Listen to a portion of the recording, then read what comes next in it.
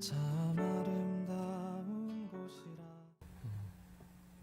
반갑습니다.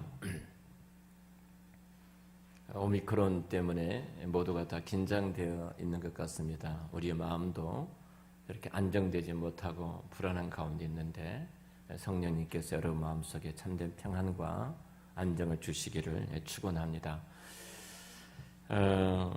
오늘은 지난 4장에 이어서 5장으로 넘어오는데요. 특별히 우리가 잘 아는 베데스다 연못가에 있었던 사건을 통해서 베데스다 찾아가신 예수님이란 제목으로 함께 은혜를 받고자 합니다.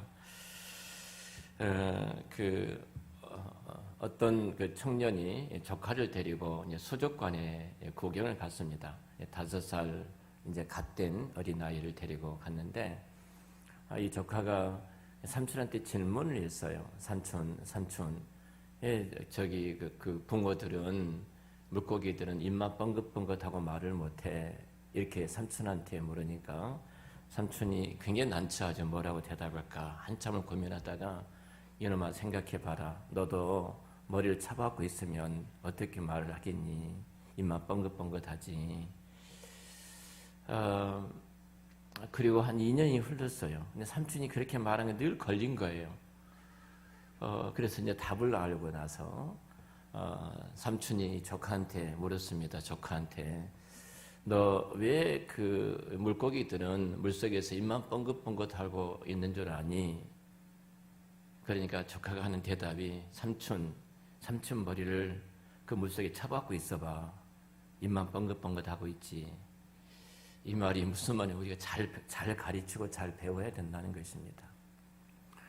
우리가 신앙에 대해서도 바르게 알지 못하면요, 엉뚱한 곳에 늘 흘러갑니다.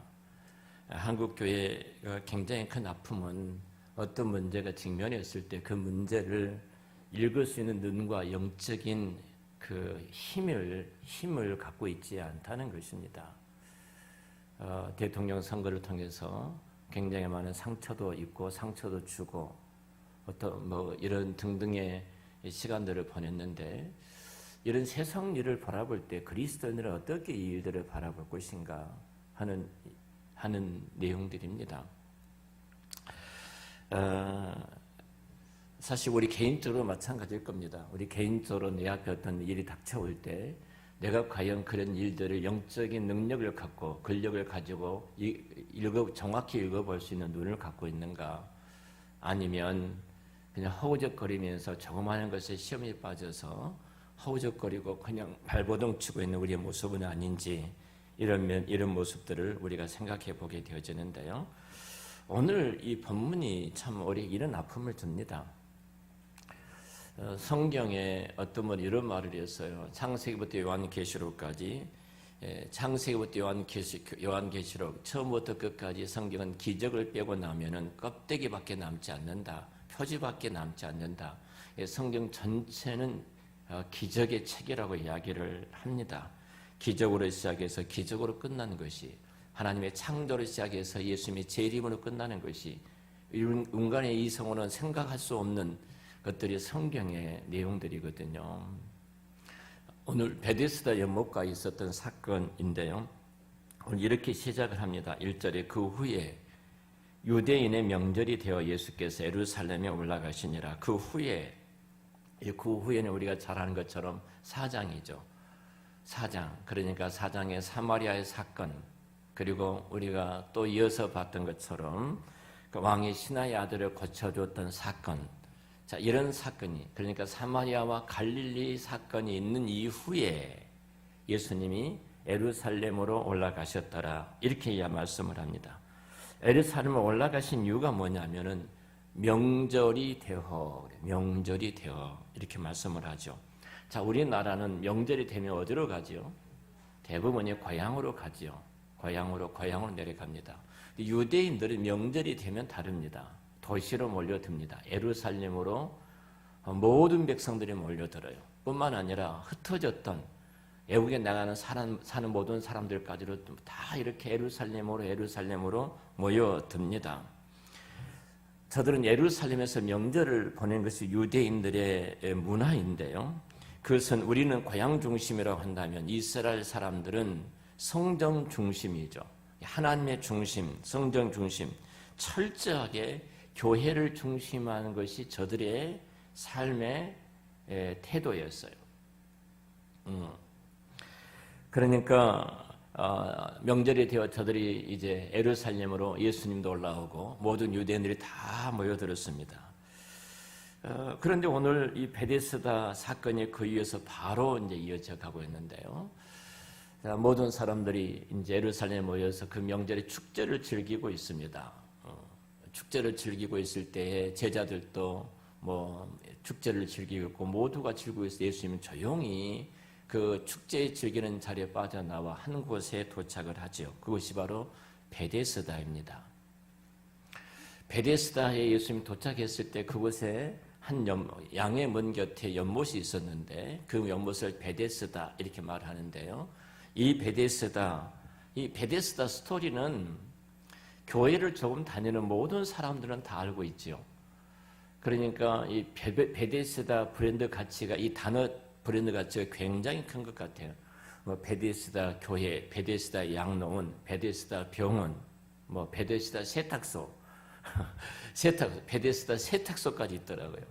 그러니까 이 베데스다라는 브랜드 가치가 얼마나 있는가. 그러니까 이 정도 베데스다는 예수를 믿는 사람들하면은 다 알고 있는 내용이 베데스다의 사건입니다.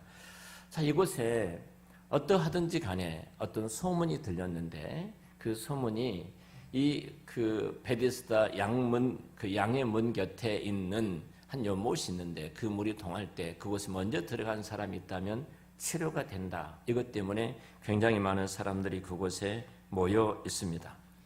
입소문을 듣고 심각한 질병을 갖고 있는 사람뿐만 아니라 호기심에 모인 사람도 있을 것이고요. 누가 고침을 받은가 이번에는 물이 통할 때 뭐 등등 모인 사람도 있을 것이고요. 뭐 피부병 있는 사람도 모였을 것이고 예방적인 차원에서 모인 사람도 있을 겁니다. 근데 어마어마한 많은 사람들이 그곳에 운집해 있었던 것입니다. 한번 생각을 해보세요. 자, 명절이면 어디로 올라가야 되죠? 성전으로 올라가야 되는 거예요. 이것이 유대인들의 특징이에요. 유대인들의 명절이라. 이 말은 특히 유대인들의 명절에 어디가 있었다는 거예요. 다 성전 중심에 있는 것입니다. 성전에 있지 않고 연못가에 모여 있더라 이겁니다. 베데스다 연못가에 이들이 지금 모여 있다고 성경은 말씀을 하고 있거든요. 우리는 분명히 알죠. 우리의 치료자는 하나님이신 우리를 믿습니다. 하나님만 우리를 고치신 분이고 우리를 새롭게 하신 분이고 우리를 변화시키는 분이고 우리의 모든 문제의 해답은 하나님께 있다는 사실을 우리는 알고 있습니다. 구약의 하나님은 성전에 계시기 때문에 이 치료를 받으려면 어디로 올라가야 돼요? 당연히 성전으로 올라가야 하는 것입니다. 그들은 성전에 가야 되는 겁니다. 하나님을 만나기 위해서는 정말로 치료받기 위해서는 저들이 어떤 질병을 갖고 있든지 간에 그 질병을 끌어안고 성전에 올라가야 합니다. 그런데 저들이 성전 밖에 있는 한 연못에 머물러 있더라. 성경은 그렇게 말씀을 하고 있어요. 여러분뿐만 아니라 물이 동할 때 들어가면 낫는다. 이건 미신적인 것이 아닙니까? 미신의 실체가 아닙니까? 유대인들이라고 말하고 있거든요. 그들은 하나님을 아는 사람들입니다. 그런데 이 하나님을 아는 사람들인데 이들이 지금 미신적인 것에 사로잡혀서 그 미신적인 행위를 하려고 그곳에 모여 있었던 모습들을 보게 되어지죠. 전혀 저들은 하나님을 찾아가는 것이 않고 하나님 앞에 나간 것이 아니라 성전을 가지 않고 성전 밖으로 저들이 가 있는 모습이에요. 자, 명절의 축제는 성전에 있어야 되는 것입니다. 성전의 명절의 축제, 그곳은 하나님이 계신 곳이고 이곳에 있어야 되는데 저들이 엉뚱한 곳에 지금 가 있는 거예요. 우리도 마찬가지일 수 있거든요. 하나님께서 한 날을 구별하셔서 복되게 해주셨어요. 이 날이 주일입니다. 모든 날 가운데 한 날을 따로 구별하셨어요. 그리고 인간을 창조하신 본질적인 목적이 예배를 위해서 창조하셨는데 인간이 타락하고 범죄함으로 말미암아 하나님을 등졌던 저들을 예수 그리스도께서 구속하여 하나님의 자녀로 삼아주시고 주의 성령께서 그들을 거듭나게 해주신 다음에 복되고 구별된 이날에 자기 백성들을 불러 예배 자리에 우리를 부르신 거예요. 모든 문제의 해답은 이 예배 안에 있는 줄을 믿습니다.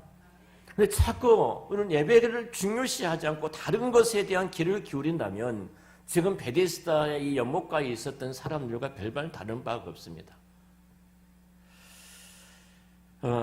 이 베데스다라는 것은 우리말로 그대로 번역하면 은혜의 집 이겁니다.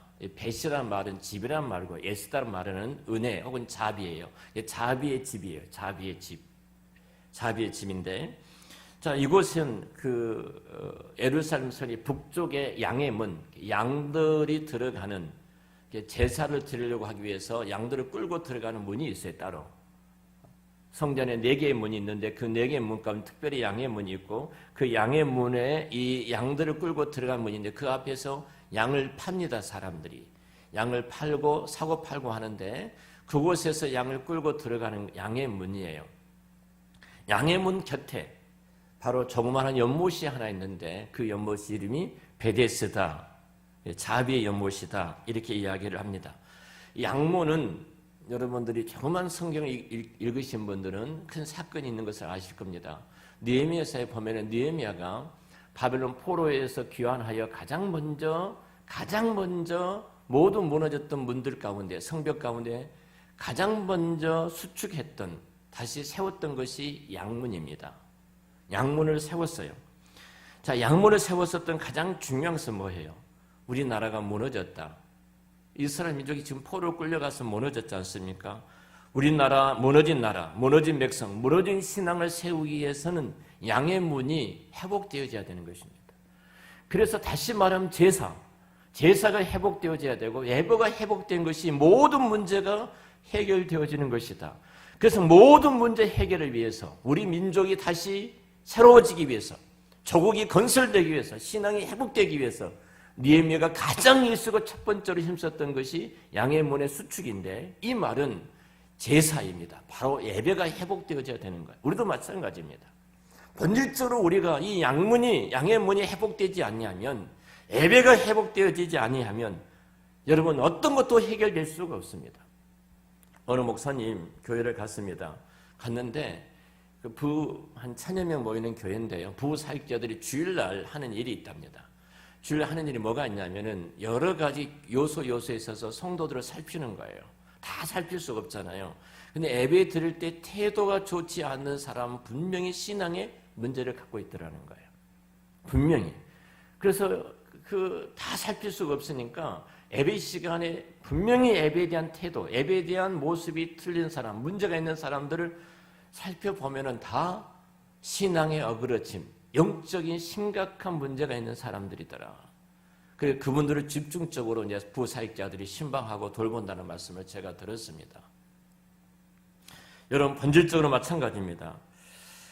우리가 무엇이 문제인가, 내게 어떤 문제가 있는가, 여러분 그 문제를 회복하기 위해서는요, 이 양의 문이 수축되어져야 됩니다. 예배가 회복되어져야 돼요. 예배가 회복되어지지 않으면 어떤 문제도 해결될 수 없습니다. 어리석은 사람 보면요, 꼭 망할 사람들 보면 죄송합니다만 망할 길을 갑니다. 망할 길을 가요. 사실은 이제 시험에 들었다고, 가정이 어렵다고, 사업장이 어렵다고, 그래서 예배에 대해서 소홀히 하고 이 예배에 빠지는 사람들 보면은 그것이 죽음의 길이거든요. 그것이 무너지는 길이에요. 그럴수록 우리는 양의 문을, 즉 예배를 회복해야 돼요. 예배가 회복되어지고 예배가 살아날 때 우리 신앙이 회복되고 우리 모든 문제가 해결될 줄로 믿습니다. 그러니까 양의 문이 수축되어졌던 것처럼 이 예배가 회복이 되어져야 돼요. 자, 바로 그 옆에 바로 베데스다 연못이 있는데 어떻든 간에 이 3절 4절에 보면 이렇게 말하죠. 그 안에 많은 병자, 명인, 다리 저는 사람, 혈기 많은 사람들이 누워 물의 움직임을, 가로가 됐죠. 물의 움직임을 기다리니 이는 천사가 가끔 못에 내려와 물을 움직이게 하는데 움직인 후에 먼저 들어가는 자는 어떤 병에 걸렸더니 낫게 됨이라. 가로 닫았습니다. 가로가 열고 가로가 닫아졌어요. 자, 가로가 열고 가로가 닫았다는 것은 원문에는 없다는 거예요. 여러분 성경은 종종 볼 때 가로 안에 들어있던 성경들은 원문에는 없어요. 근데 이 글을 70인이 번역을 할 때 넣었더니 문맥이 맞더라는 거예요. 그렇게 해서 넣어놓은 거예요. 원문에는 없어요. 그러니까 이건 사실이 아니고 전설이라는 겁니다. 전설. 혹은 모르겠습니다. 혹은 피부병, 그러니까 물이 움직일 때니까 여러분 우리가 잘 아는 것처럼 뭐 용암이 끌어올릴 때는 물이 올라오지 않습니까? 그럴 때 사람들이 들어가서 피부병 정도 고쳐지지 않았겠는가? 혹은 관절염이 있는 사람들이 그 따뜻한 물에 과학적으로 우리가 생각하면 그러지 않았겠는가? 자, 이것이 입소문을 타다 보니까 불고 불어서 어떤 병이든지 다 고쳐지더라. 이런 어떤 헛소문이 퍼지기 시작했을 겁니다. 그러니까 이곳에 수많은 사람들이 모여 있는 거예요. 잘못 전해진 것을 듣고 이 전설이에요. 그런데 사람들이 이곳에 모여 있는 것입니다. 자, 어떤 무속인이 이번에 대통령이 누가 될 것이라고 했어요. 그래서 맞췄어. 지금까지 단 한 번도 맞히지 못했어요. 예를 들면 한 번 딱 맞췄어요. 이 사람은 대단한 용한 무당이 되어지죠. 그리고 이제 모든 정치인들이 또 그 줄을 서는 것을 보게 되거든요. 100가지 가운데 한 가지 맞히면 다 맞췄다고 생각하는 게 사람이 심리적으로 그렇게 생각을 하는 거예요. 자, 이렇게 이곳에 모인 사람들을 보십시오. 자, 은혜의 집에 베데스다에 모인 사람들이 누구인가? 누구인가? 스스로 고칠 수도 없고 움직일 수도 없는 사람들. 성경에서 말했던 이 세 종류의 많은 병자가 있는데 맹인이라고 그래요. 맹인. 자, 그리고 다리 저는 사람이에요. 혈기가 많은 사람, 중풍병자예요. 사방을 쓰지 못하는 사람입니다. 여기에 굉장히 넌센스가 있지 않습니까? 자, 은혜의 집이거든요. 은혜란 것은 뭐예요? 값없이 거저주는 하나님의 선물이에요. 카리스. 하나님이 값없이 거저주는 선물이 은혜이거든요. 근데 은혜의 집에 와서 이들이 모두가 다 경쟁하고 있는 겁니다. 상반된 지금 행동과 상반된 짓을 하고 있는 거예요. 자, 물이 통할 때 먼저 들어가야 된다고 생각을 하고 있습니다. 물이 움직일 때 먼저 들어가야 된다. 여러분, 물이 움직일 때요, 몸을 날려서 먼저 들어갈 수 있는 사람은 누군가요? 1등으로 들어간 사람, 한 사람이 낫는다는 소문이 있었는데 1등으로 들어갈 수 있는 사람이 누구인가요? 저처럼 발톱 무접이 약간 있어가지고 이런 사람들이 1등으로 들어갈 수 있어요. 날 수도 있고 뛸 수도 있기 때문에. 자, 이곳에 모이는 각종 모든 병든 자가 있는데요. 예를 들면은 머리가 빠진 사람이 있습니다. 그럼 이곳에 들어가면 머리가 나겠지 하고 모인 사람들 있을 거예요. 이 사람들이 1등으로 들어갈 수 있어요. 뭐 전혀 뛰는데, 날아가고 뛰는 데는 상관이 없는 사람들이에요. 건강한 사람들이잖아요. 신체적으로 전혀 이상이 없는 사람들. 이 사람들 1등으로 들어가죠. 그런데 한번 보세요. 오늘 본문이 언급하고 있는 세 종류의 사람이에요. 맹인입니다. 다리를 저는 사람입니다. 그리고 혈기가 많은 중풍병자입니다. 자, 맹인이 어떻게 물이 통하는 것을 볼 수 있습니까? 볼 수 있어요? 자, 물이 통한 것을 보고 먼저 뛰어 들어가야 되는데 맹인이 어떻게 물이 통하는 것을 볼 수 있어요?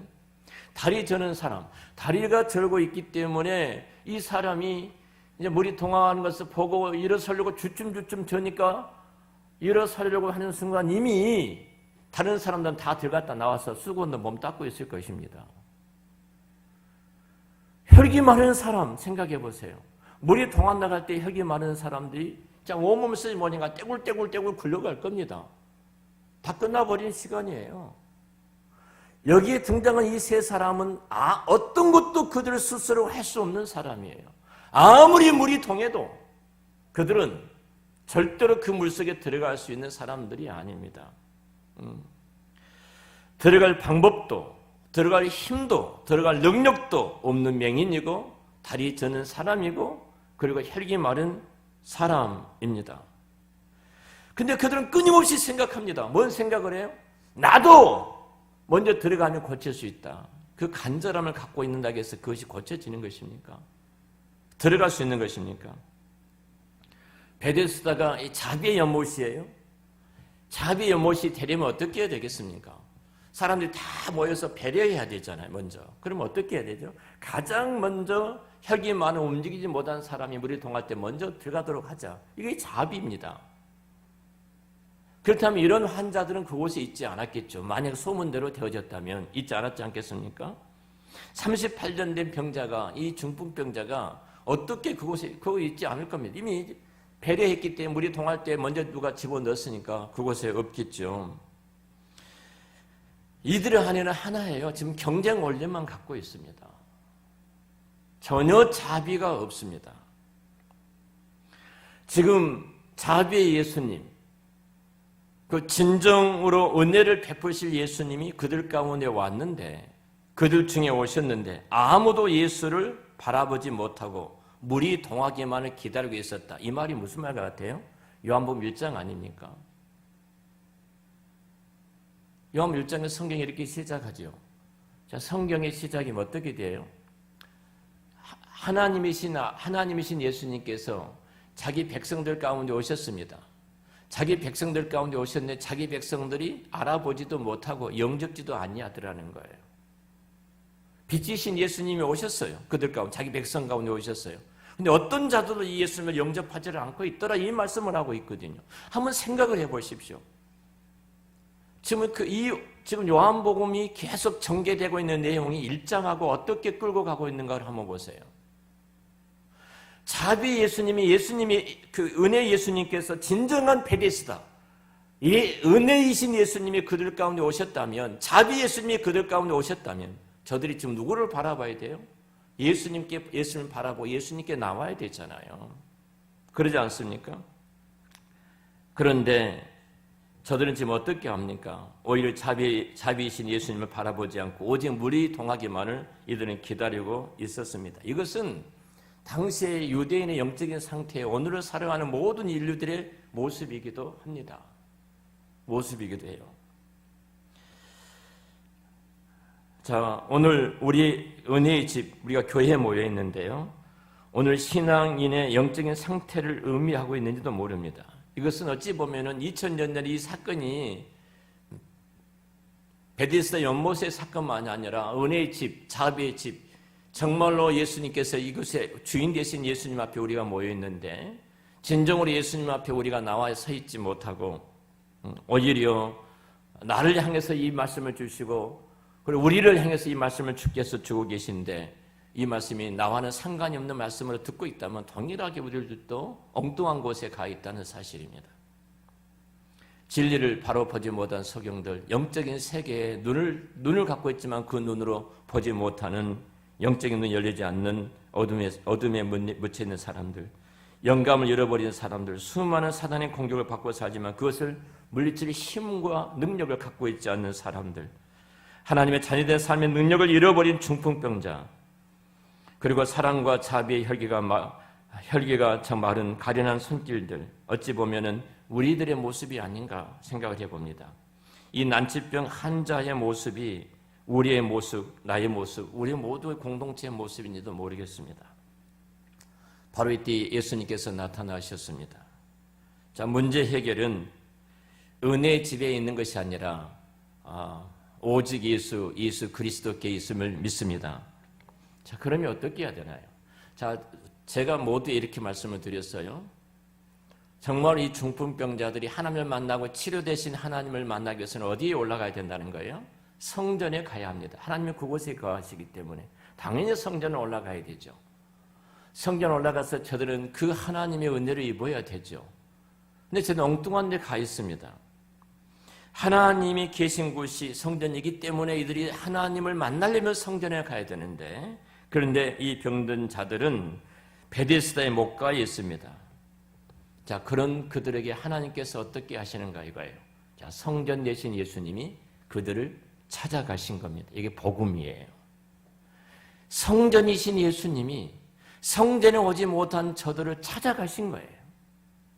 우리가 예수를 믿어 하나님의 자녀가 된 것은, 내가 예수를 믿어 하나님을 아버지라고 부르고 천국 백성이 된 것은 2000년 전에 예수님의 십자가의 사건이 오늘의 나의 사건이 되고 예수님의 부활의 사건이 오늘날의 부활의 사건이 되어져서 사망의 권세를 깨뜨리고 부활의 능력과 영광을 얻게 된 것은 성전 되신 예수님이 소망이 없는 맹인이고 우리들 어찌 보면은 혈기 마른 자고 저는 자들이고 우리의 의지로 우리의 힘으로 도무지 고칠 수 없는 우리 이미 죽어있는 우리들이었습니다.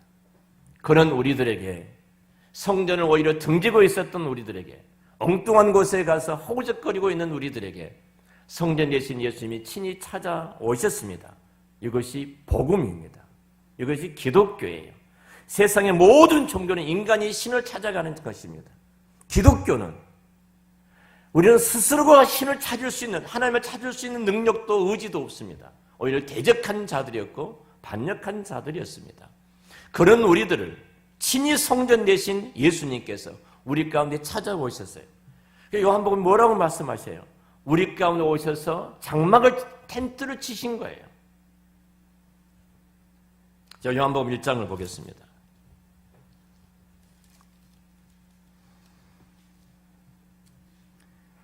1장에 보면 13절에 이는 혈통의 육정으로 사람의 뜻으로 나지 않냐고 오직 하나님께서 난 자들이더라. 하나님께서 우리의 난 자들이에요. 그리고 말씀이 육신이 우리 가운데 거하심 우리가 그의 영광을 보니 아버지의 독생자 영광의 은혜와 진리가 충만하더라고 말씀합니다. 우리는 소망이 없는 자들이에요. 하나님을 거절했던 자리고 대적했던 우리들이에요. 그런 우리들에게 친히 하나님 우리 가운데 찾아오셔서 은혜를 베풀어 주셨습니다. 요한복음 3장도 마찬가지입니다. 3장 16절 말씀은 이렇게 말씀하죠.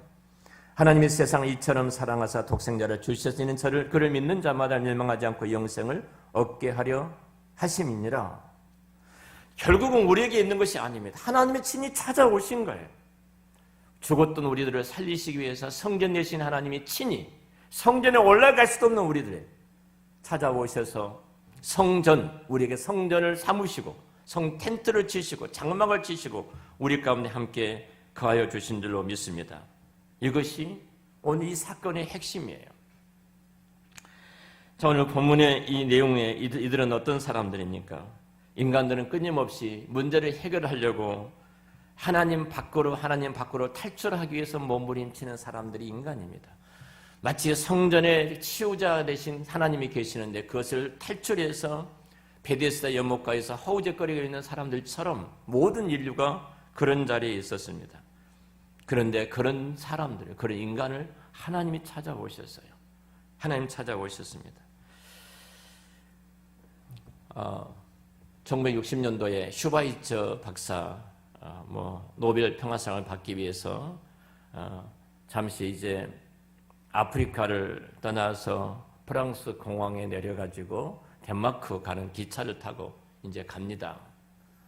박사학위가 3개고 명예 박사학위만 해도 20개를 받을 정도로 대단한 치료와 의술을 갖고 있었던 한 시대에 병들고 가난한 자 곁에서 가장 위대한 일을 남겼던 슈바이처 박사 아닙니까? 근데 이 프랑스 공항에서 덴마크까지 기차를 타고 가는데 각국의 수많은 이제 노벨상을 받기 위해서 가는데요.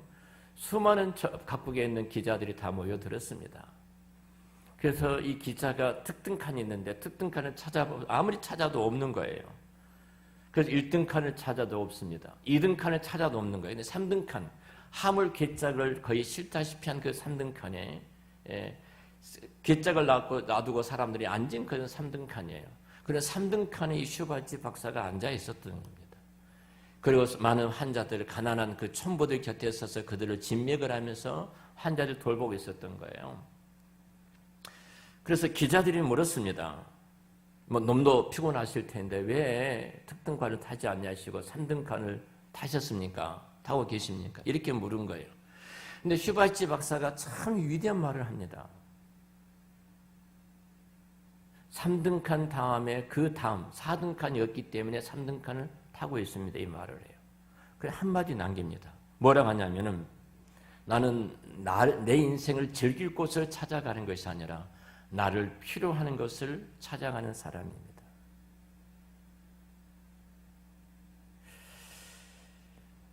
여러분 한번 보십시오. 내 손길을 필요하는 것.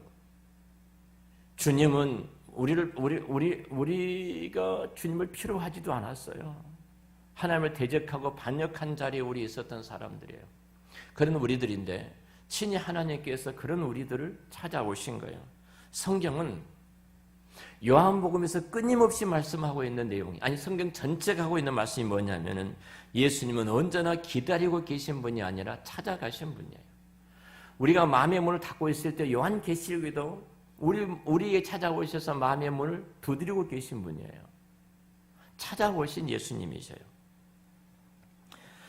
성경 언제나 예수님을 찾아가시는 분으로, 찾아오시는 분으로 이렇게 묘사를 하고 있습니다.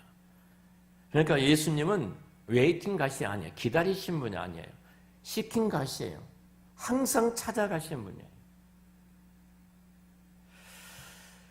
사실 예수님이 그럼 누구를 찾아가셨느냐 이 말입니다.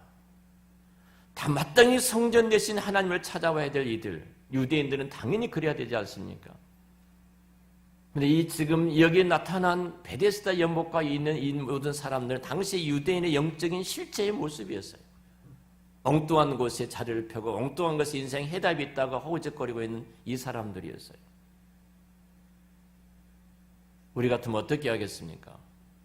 내가 내 백성을 지었는데 소도 나귀도 그 임자와 그 주인을 다 알고 있는데 내가 지은 내 백성은 나를 버리고 나를 반역하고 있다면 어떻게 하겠습니까? 이사야서 1장이 그렇게 말씀하고 있잖아요. 그럼 우리는 해초를 때리고 그냥 발로 짓밟지 않겠습니까? 나쁜 놈들이라고. 근데 그러지 않으십니다. 찾아오신 거예요. 찾아오십니다. 우리 예수님께서는 축제와 거리가 먼, 명절 축제와 거리가 먼 정말로 불쌍한 절망과 한숨을 끌어안고 신음하며 기늘진 장소에서 소망 없이 절망 가운데 다리 저는 사람, 명인, 혈기 마른 신체 불구자, 가난에 지쳐서 허우적거리고 있는 그곳, 그 중한 자들의 수용소, 그 수용소를 주님이 찾아가신 겁니다. 이 시간 저와 여러분 가운데 우리 인생의 무거운 짐을 지고 계신 분 계십니까? 인생의 실패 혹은 고난, 아무리 내가 몸부림쳐봐도 해결되지 않는 어떤 문제, 그 아픔들, 그것을 가지고 계신 분 계십니까? 마음의 고통과 상처를 안고 계신 분이 있습니까?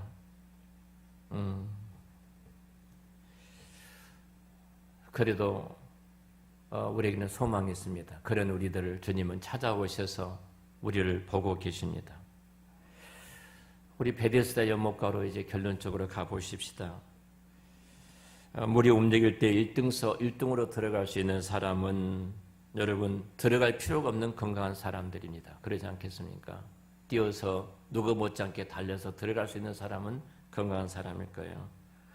정작 난치병 환자들, 보지 못한 사람들, 그리고 저는 사람들, 그리고 온 혈기가 마른 중풍병자, 자, 이들에게는 이 베데스다, 이 자비의 집은 이들에게는 말만 자비의 집이지 희망의 집은 아닙니다.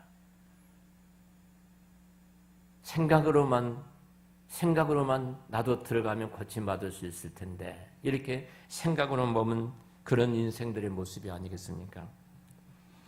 여러분 분명히 우리가 구원받기 위해서는 죄가 없어야 됩니다. 우리는 의로워야 합니다. 우리는 의인이어야 되고 우리는 하나님 앞에 순종할 수 있는 능력이 있어야 합니다. 그런데 우리는 전적으로 타락하고 부패한 자들입니다. 누구도 우리는 의인이 될 수 없고 누구도 하나님 앞에 순종할 수 없는 죄인들입니다. 순종할 힘이 전혀 없습니다. 자, 내가 누구와 싸워서 이긴다고 생각을 해보십시다. 내가 누가 싸워서 이기면 내가 100만 원을 받는다고 생각을 해보죠. 100만 원 좀 적은 1억 정도. 어제 그 개그맨들 나와서 하는 것들 1억 받았다고 신문에 났더라고요. 1억을 준다고 생각해 봅시다. 딱 그 링이 있습니다. 나는 진짜 맹인입니다. 맹인에다가 혈기 마른 자입니다. 그냥 잘 걷지도 못합니다. 그냥 링에 딱 올라갔습니다. 내가 저 사람 이기면 내가 1억을 받을 수 있습니다. 근데 딱 버티고 주먹을 쥐고 있는데 그 사람이 호도르라는 사람입니다. 호도르가 누군지 아세요? 에녹이 호도르 알아? 세계 70억 인구 가운데 가장 싸움을 잘하는 사람이 호도르입니다. 70억 인구 가운데 가장 잘 싸우는 호도르인데 이 친구가 딱 링에 버티고 있는 겁니다. 이길 수 있겠습니까? 우리는 그런 존재예요. 이 세상의 어떤 곳에도 우리는 소망이 없습니다. 희망이 없는 자들입니다. 전혀 이길 가망성이 없어요. 좌절과 절망과 낙심과 포기 속에서 허우적거리면서 살아갈 수밖에 없는 바로 그것이 베데스다의 현장입니다. 자, 그런데 이 문제의 현장에 누가 오셨다고요? 성전 되신 예수님이, 참 자비이신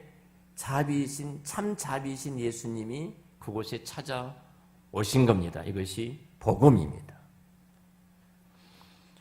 아무도 그곳에 왔는데 예수님을 바라보지 않습니다. 성전 되신 예수님이 친히 찾아오셨는데, 모든 문제의 해답이신 예수님이 찾아오셨는데, 진정한 자비이신 예수님이 그곳에 찾아오셨는데 아무도 바라보지 않고 서로 누가 먼저 들어갈 것인가 긴장만 하고 있는 그것만, 그 물만 쳐다보고 있는 바로 그것이 어찌 보면은 그들만의 문제입니까? 오늘 우리들의 모습인지도 모릅니다. 이것이 큰 영적인 어둠의 위기입니다. 바로 그때 예수님이 한 사람을 주목하여 보십니다. 한 사람을 보세요. 한 사람을 보십니다. 38년 동안 누워 있었던 한 사람을 보셨습니다. 자, 2000년 전에 예수님께서 한 사람을 보셨던 이 사건이 그 사람 일이 아니라 오늘 저와 여러분의 일입니다. 세계 70억 인구 가운데 주님이 나를 보신 거예요. 하나님과 상관이 없이 살아왔던, 하나님을 대적했던, 아니 엉뚱한 곳에서 하나님을 가장 싫어하는 것에 매몰되어서 살아가는 내게 주님은 눈을 열고 보고 계시는 것입니다. 나를 보고 계세요. 예수님이 지금 나를 응시하고 계십니다. 불꽃 같은 눈동자로 지금 내 죄를 보고 계시고요. 그리고 내 아픔을 보시고 내 문제를 살피시고 그리고 나의 모든 문제 속에 지금 개입하기를 주님은 원하고 계십니다. 이 시간 우리 그 예수님이요 1초만 내 눈과 마주치면 그 문제와 마주치면 우리의 모든 인생의 문제는 해결될 줄로 믿습니다. 성전 되시는 그 예수님이 찾아오셨어요. 사랑하는 성도 여러분, 이 세상에 정치인이 우리 인생의 문제를 해결한다고 생각을 하시면 제가 늘 말합니다만 여러분 윤석열 씨가 대통령이 되니까 여러분 인생의 문제를 해결해 줄 것 같습니까? 그 윤석열 씨가 대통령에게 박수 치지 마십시오. 그분이 우리 인생의 문제를 해결해 주지 않습니다. 아니 이재명 씨가 대통령이 되면 우리 인생의 문제를 해결해 줄 것 같습니까? 해결해 주지 않습니다. 우리의 인생의 문제는 어디가 있어요? 예수 그리스도께 있습니다. 내가 만 이것 때문에 울고 웃는다면 나는 아직도 미신적인 신앙에 매몰되어 있는 것입니다. 우리의 눈이 주님께 모아져야 되고 주님을 바라봐야 될 줄로 압니다. 이 세상의 권력자와 과학자들이 다 모여도 해결되지 않는 우리 인생의 문제. 그런데 우리 주님이 1초만, 똑딱할 때 1초만 나를 도와주시고 손을 대시면 우리의 모든 인생의 문제가 해결될 줄 믿습니다. 바로 베데스다 연못의 사건이 그 사건입니다. 오늘도 그 주님이 저와 여러분을 찾아오셨습니다. 그 주님 앞에 여러분의 모든 인생의 문제를 내려놓고 여러분 인생에 있어서 이제는 주님으로 말미암아 가장 멋지고 모든 문제를 해결받고 믿음으로 걸어가는 가장 영광스러운 복 있는 하나님의 사람들이 되시기를 우리 주의 이름으로 축원합니다. 기도하겠습니다.